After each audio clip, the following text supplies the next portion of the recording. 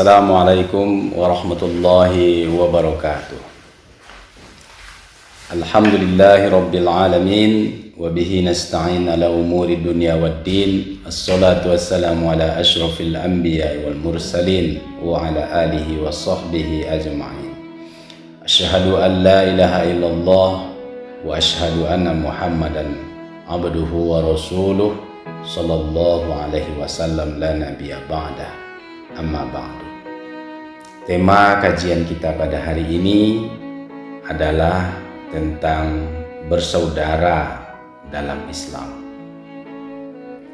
Tidak asing sebenarnya bagi kita bapak-bapak dan ibu-ibu istilah persaudaraan Islam. Bahwa orang mukmin itu bersaudara itu sudah merupakan bahasa kita sehari-hari.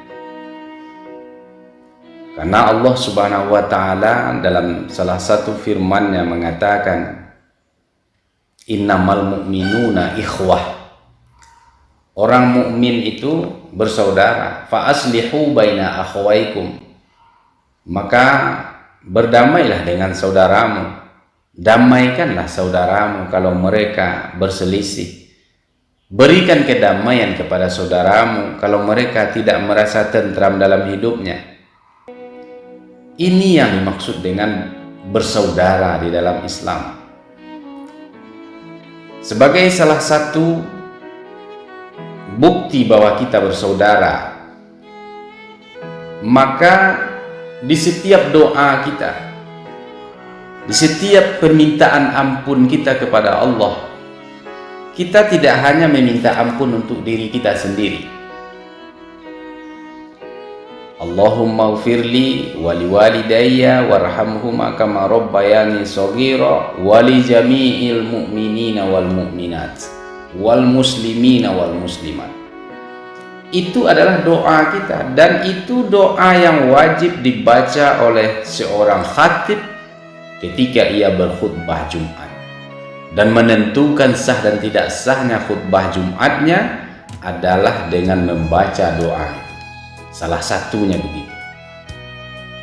Begitu hebatnya doa kepada orang mukmin, sehingga kita tidak dianggap sebagai orang mukmin kalau tidak mendoakan orang mukmin yang lainnya.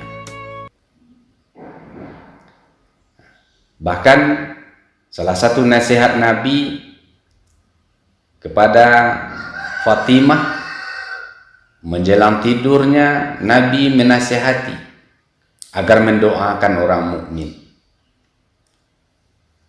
Apa artinya mendoakan orang mukmin? Karena Nabi mengatakan kepada anaknya Fatimah,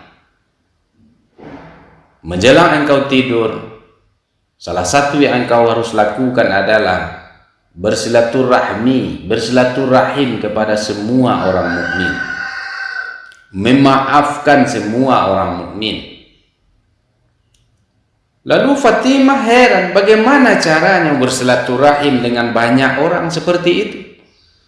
Sebanyak itu orang mukmin, bagaimana menemuinya dari rumah ke rumah pada malam hari menjelang kita tidur?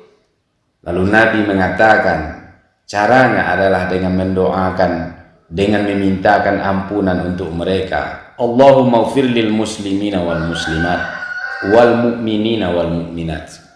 Itu cara. Kita ini bersaudara, kita ini seperti jasad yang satu, tubuh yang satu, yang tidak terpisah-pisah.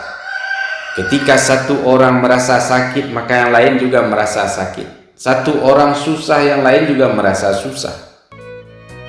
Satu orang masuk surga, yang lain juga masuk surga. Begitu kita masuk surga ini bersama-sama. Tidak bisa kita masuk surga sendiri saja, harus bersama-sama dengan saudara-saudara kita yang lain.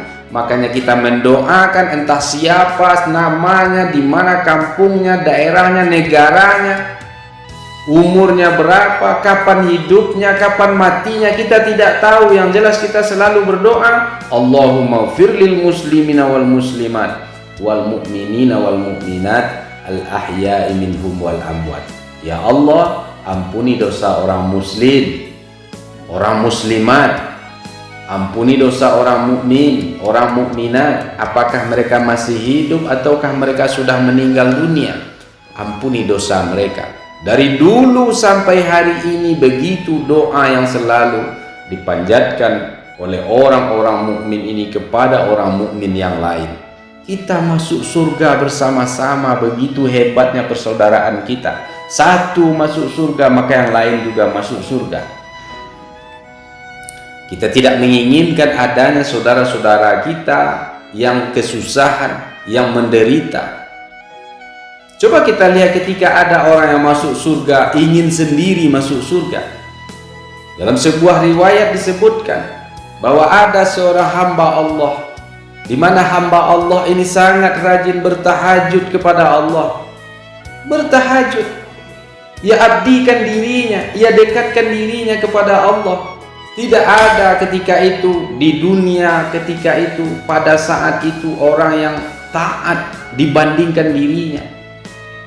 Setiap malam dia bangun, sehingga pada suatu kali ketika ia bangun dari tidurnya, ketika mengambil wudhu, ia melihat di perigi, di tempat atau di bak tempat ia mengambil air itu, ada seseorang yang berdiri di sana. Seseorang yang belum dikenalnya, berbaju putih, berpakaian putih dia, wajahnya juga putih, cemerlang. Ia dekati dan bertanya, "Siapakah engkau?" Lalu orang itu menjawab, "Saya adalah malaikat yang disuruh oleh Allah Subhanahu wa Ta'ala untuk mencari orang-orang yang namanya diberikan oleh Allah kepada saya, karena saya akan memberikan rahmat kepada orang itu." Orang-orang yang bangun tengah malam, yang bermunajat kepada Allah, mengabdikan dirinya kepada Allah, orang-orang itulah yang saya cari. Dan namanya ada dalam catatan yang diberikan oleh Allah kepada saya. Ini catatan-catatan. Lalu hamba Allah ini bertanya, "Wahai malaikat, bolehkah saya melihat catatan engkau? Apakah ada nama saya di situ?" Lalu malaikat memberikan. Ia membolak-balik catatan yang begitu banyak itu. Tidak ditemukannya ada namanya. Kemudian ia coba lagi mencari karena ia penasaran. Ia juga tidak menemukan namanya di dalam catatan itu. Lalu ia bertanya kepada malaikat, "Apakah ada yang salah? Kenapa tidak ada di dalam catatan ini nama saya? Padahal saya dari dulu adalah orang yang taat kepada Allah, yang selalu bermunajat, yang bangun setiap malam. Ketaatan saya mungkin melebihi ketaatan orang lain. Kenapa tidak ada nama saya?" Maka malaikat menjawab, "Apakah engkau dengan ketaatanmu ini sudah memperhatikan lingkunganmu? Sudahkah engkau mengimplementasikan persaudaraan Islam, persaudaraan orang-orang mukmin ini dengan orang-orang di sekitarmu? Apakah kerjamu hanya beribadah, sholat, berzikir?" Ia menjawab, "Oh, pekerjaannya, aktivitasnya sehari-hari memang berzikir, beribadah, mendekatkan diri kepada Allah. Ia memang tidak tahu dengan urusan-urusan orang lain, dengan kesusahan orang lain, dengan keluhan orang lain. Ia tidak mau tahu itu dan tidak pernah tahu tentang apa yang terjadi di sekitarnya." Maka malaikat mengatakan, "Itulah sebabnya namamu tidak ada di sini. Amalanmu tidak diakui oleh Allah Subhanahu wa Ta'ala karena kamu tak ada gunanya bagi orang mukmin yang lain." Jadi kita bapak-bapak dan ibu-ibu, jamaah yang berbahagia, sebagai seorang mukmin kita harus berguna bagi orang yang lain. Kita tidak bisa memikirkan diri kita sendiri, karena kita mendoakan mereka setiap hari. Itu artinya kita memikirkan mereka. Jangan hanya sebatas doa. Doa itu kita implementasikan dengan dalam bentuk memikirkan mereka juga, memikirkan bagaimana mereka bisa tentram. Kalau kita sudah tentram, maka setelah itu kita memikirkan bagaimana orang yang tidak tentram, orang yang tidak senang, orang yang susah juga bisa menjadi tentram seperti kita. Itu yang harus kita lakukan. Baru doa kita terimplementasi. Allahumma firlil muslimin wal muslimat kita itu, wal mu'minin wal mu'minat itu terimplementasi di dalam kehidupan kita. Barulah kita bisa masuk surga bersama-sama. Barulah kita bisa merasa damai bersama-sama, merasa tentram bersama-sama. Kalau hanya memikirkan diri kita saja, maka kita tidak akan pernah untuk mendapatkan surga Allah itu. Surga Allah itu untuk bersama, bukan untuk diri kita saja. Kalau hanya kita menginginkan untuk diri kita saja, tidak menginginkan untuk orang lain, maka surga Allah itu tidak kita dapatkan. Makanya bapak-bapak dan ibu-ibu, sebagai salah satu implementasi dari doa kita, Allahumma firlil muslimin wal muslimat wal mu'minina wal mu'minat. Kalau mereka bersalah kepada kita, maka kita maafkan. Tidak perlu harus didahului oleh permintaan maaf dari mereka.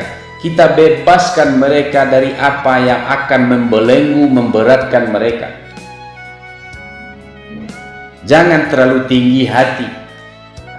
Kadang-kadang kita terlalu tinggi hati, harus minta maaf orang terlebih dahulu kepada kita, baru kita mau memaafkan. Itu pun lama kita hilangkan. Kita bebaskanlah hati kita dari kesalahan orang-orang lain kepada kita. Sebab kenapa?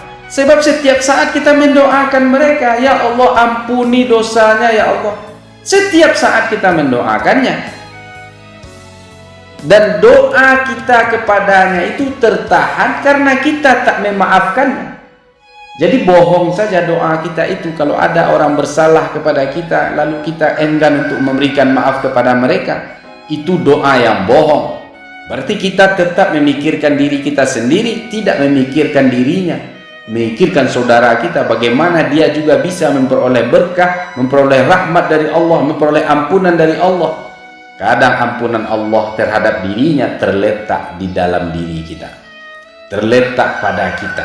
Kalau kita berikan dia maaf, maka dia akan diampuni Allah. Tapi kalau kita tidak maafkan, dia tak diampuni Allah. Apa arti doa kita kalau kita berat untuk saling memaafkan? Maka oleh karena itu bapak-bapak dan ibu-ibu, marilah kita saling memaafkan. Karena kita adalah bersaudara. Karena kita ingin masuk surga tidak sendiri, tapi kita ingin masuk surga bersama orang mukmin yang banyak ini.